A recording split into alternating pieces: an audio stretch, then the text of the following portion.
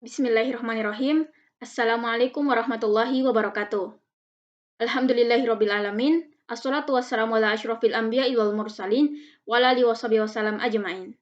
Perkenalkan, saya Andi Nurhidayati Ali selaku moderator pada presentasi kali ini bersama rekan-rekan saya akan mempresentasikan materi tentang mengukur potensi dan peramalan permintaan pasar. Sebelumnya kami ucapkan terima kasih kepada Bapak Zandi Pratama SEMM yang telah memberikan tugas ini guna menambah wawasan kami mengenai manajemen pemasaran. Selanjutnya, saya akan memperkenalkan rekan-rekan saya selaku para pemateri pada presentasi kali ini. Pemateri pertama oleh saya sendiri, Andi Nurhidayati Ali. Pemateri kedua oleh Rika Mutiara Suci. Pemateri ketiga oleh Nurfat Aini Abu.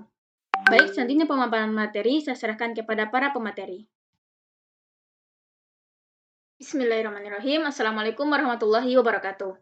Baik, untuk materi pertama, apa itu pasar? Pasar menurut para ahli pertama adalah tempat pertemuan antara penjual dan pembeli. Kedua, saling bertemunya kekuatan permintaan dan penawaran untuk membentuk suatu harga. Jadi dapat disimpulkan bahwa pasar ini merupakan suatu daerah atau tempat yang di dalamnya terdapat kekuatan-kekuatan permintaan dan penawaran yang saling bertemu untuk membentuk suatu harga. Dapat juga diartikan sebagai suatu kelompok orang-orang yang diorganisasikan untuk melakukan tawar-menawar sehingga dengan demikian terbentuklah harga. Baik, selanjutnya materi fungsi pasar. Fungsi pasar dibagi menjadi tiga. Pertama adalah pasar sebagai sarana distribusi. Pasar sebagai sarana distribusi ini berfungsi untuk memperlancar proses penyaluran barang atau jasa dari produsen ke konsumen. Dengan adanya pasar, produsen dapat berhubungan dengan baik atau secara langsung untuk menawarkan produksinya kepada konsumen. Kedua, pasar sebagai pembentuk harga. Pembeli yang membutuhkan barang atau jasa akan berusaha menawar harga dari barang atau jasa tersebut, sehingga terjadilah tawar-menawar di antara kedua belah pihak. Setelah terjadi kesepakatan, maka terbentuklah harga. Ketiga, pasar sebagai sarana promosi. Pasar menjadi tempat memperkenalkan dan menginformasikan suatu barang atau jasa tentang manfaat, keunggulan, dan kekhasannya pada konsumen. Promosi ini dilakukan untuk menarik minat pembeli terhadap barang atau jasa yang diperkenalkan. Materi selanjutnya, menilai peluang pasar. Peluang merupakan gerak, baik konkret maupun yang abstrak, yang memberikan kemungkinan bagi suatu kegiatan untuk memanfaatkannya di dalam usaha untuk mencapai sebuah tujuan. Itulah mengapa para wirausahawan selalu membutuhkan informasi dan pengetahuan tentang pasar mereka. Itulah mengapa tujuan dari perusahaan adalah untuk memenuhi permintaan pelanggan. Riset pasar merupakan pengumpulan, pencatatan, dan analisis secara sistematis atas informasi yang berkaitan dengan pemasaran dan jasa yang dapat membantu menemukan pasar yang menguntungkan, memilih produk yang dapat dijual, menentukan perubahan dalam perilaku konsumen, meningkatkan teknik-teknik pemasaran yang lebih baik, terakhir, merencanakan sasaran yang realistis. Terima kasih. Wassalamualaikum warahmatullahi wabarakatuh. Assalamualaikum warahmatullahi wabarakatuh. Saya Rika Mutiara Suci dengan NIM 90200120122 selaku pemateri kedua akan membacakan materi identifikasi pasar potensial, bagaimana mengukur potensial pasar, dan ketiga ukuran permintaan pasar. Jadi identifikasi pasar potensial adalah ungkapan mengenai peluang penjualan maksimum untuk produk jasa tertentu selama periode waktu yang ditentukan, misalnya 1 tahun, maka otomatis pasar tersebut melibatkan permintaan sekarang terhadap produk dan proyeksi kecenderungan pasar di masa yang akan datang. Adapun langkah-langkah untuk mengidentifikasi dan mengestimasi potensi pasar adalah sebagai berikut. 1. Identifikasi pemakai akhir tertentu dari produk atau jasa. 2. Identifikasi segmen pasar pokok, yaitu kategori pelanggan yang relatif homogen yang masing-masing mempunyai karakteristik yang sama dan bisa diidentifikasi. Karakteristik penting tersebut adalah lokasi pelanggan, karakteristik demografi, saluran distribusi di mana mereka bisa dicapai dengan baik, dan media periklanan yang paling responsif. Kategorisasi pelanggan potensial itu penting karena Ia memungkinkan organisasi usaha baru untuk memilih kategori tertentu atau segmen pasar dengan menyesuaikan kemampuan organisasi tersebut terhadap apa yang diperlukan untuk menarik dan mendapatkan loyalitas dari pelanggan tersebut. Dan yang ketiga, menentukan atau memperkirakan volume pembelian potensial dalam tiap-tiap segmen pasar dan volume total dari semua segmen pasar pada periode sekarang dan yang akan datang. Satu cara untuk mendapatkan informasi ini adalah dengan memilih perwakilan untuk menguji pasar, daerah pasar yang secara geografis terbatas di mana produk tersebut dipasarkan. Selanjutnya, bagaimana mengukur potensial pasar? 1. Tentukan segmen pasar atau target pasar. Segmen pasar ini pada umumnya dikelompokkan berdasarkan demografis, yaitu jenis kelamin, usia, pekerjaan, pendidikan, penghasilan atau pengeluaran. 2. Tentukan batas geografis. Secara geografis, pada jarak terjauh berapa kilometer yang masih akan ada target menjadi pelanggan utama Anda. Evaluasi apakah jarak terjauh tersebut masih memungkinkan, seberapa banyak kira-kira jumlahnya. 3. Identifikasi pesaing-pesaing yang ada. Anda perlu mengidentifikasi pesaing-pesaing bisnis Anda. Hal ini penting karena akan berkaitan dengan seberapa besar pesaing pasar yang dapat Anda raih. 4. Perkirakan rata-rata tingkat konsumsi pelanggan. Melalui metode survei atau wawancara atau data-data sekunder, Anda dapat menghitung berapa rata-rata konsumsi atau pengeluaran pelanggan terhadap produk atau layanan sejenis. 5. Memperkirakan pesaing pasar atau potensi pasar. Kita menentukan apakah pasar yang kita tuju akan mendukung bisnis kita sehingga menutup biaya-biaya dan mendapatkan keuntungan yang diharapkan.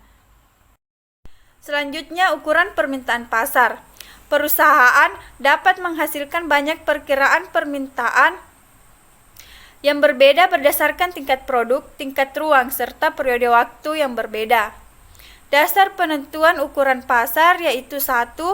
Pasar potensial. Pasar potensial adalah sekumpulan konsumen yang menyatakan level minat yang memadai atas tawaran pasar tertentu, akan tetapi minat konsumen tidak memadai untuk mendefinisikan pasar. 2. Pasar yang tersedia adalah sekumpulan konsumen mempunyai minat, pendapatan, dan akses terhadap tawaran pasar tertentu. Untuk beberapa tawaran pasar, perusahaan atau negara dapat membatasi penjualan kepada kelompok-kelompok tertentu. Pasar sasaran adalah bagian dari pasar yang tersedia memenuhi syarat telah diputuskan oleh perusahaan untuk dimasuki. Pasar yang tertembus adalah sekumpulan konsumen yang telah membeli produk perusahaan. Sekian dari saya. Wassalamualaikum warahmatullahi wabarakatuh. Assalamualaikum warahmatullahi wabarakatuh. Perkenalkan, nama saya Nurfat Aini Abu, NIM 902012012014. Saya selaku pemateri ketiga.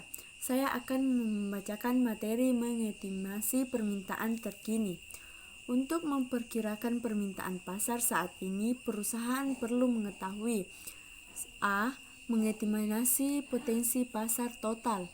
Jumlah penjualan maksimal yang mungkin tersedia bagi seluruh perusahaan pada industri tertentu selama periode tertentu di bawah usaha pemasaran industri serta kondisi lingkungan tertentu. Cara menentukan potensi pasar yaitu dengan Q sama dengan N kali P kali P, di mana Q potensi pasar total atau disebut total permintaan pasar, N sebagai jumlah pembeli produk atau pasar tertentu berdasarkan asumsi yang ditetapkan, Q sebagai jumlah yang dibeli oleh rata-rata per tahun, P sebagai harga rata-rata satuan. Bagian B, mengestimasi potensi pasar wilayah. Perusahaan-perusahaan menghadapi masalah dalam memilih wilayah tertentu yang mengalokasikan anggaran pemasaran mereka secara optimal ke berbagai wilayah tersebut. Ada dua metode yang digunakan untuk menilai potensi pasar wilayah. Satu, metode pembentukan pasar atau market build method. Metode yang memerlukan identifikasi seluruh pembeli potensi dalam masing-masing pasar dan estimasi potensi pembeli mereka. Yang kedua, metode indeks banyak faktor atau multi-factor index method. Metode ini berusaha mengakomodasikan beragam faktor yang ikut mengontribusi dalam pembentukan pasar potensial, di mana masing-masing faktor diberi bobot tertentu.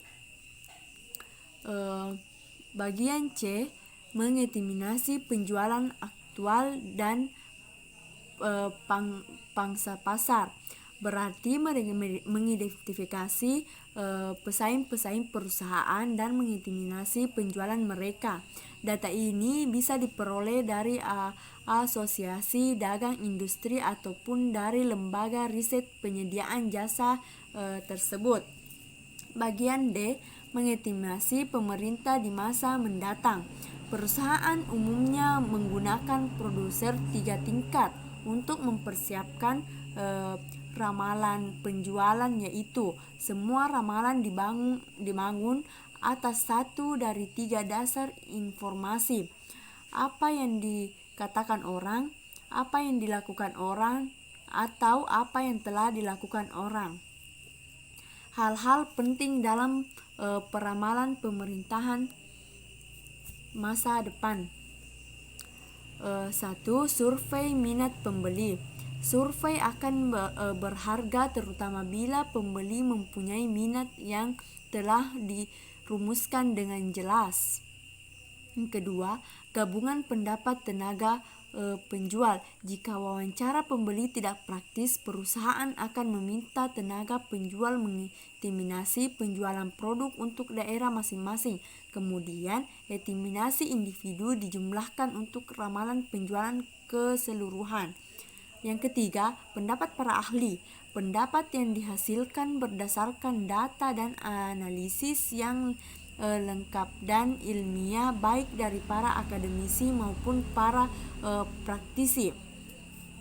Yang keempat, metode uji pasar. Pengujian pasar langsung terutama diperlukan dalam meramal penjualan produk baru.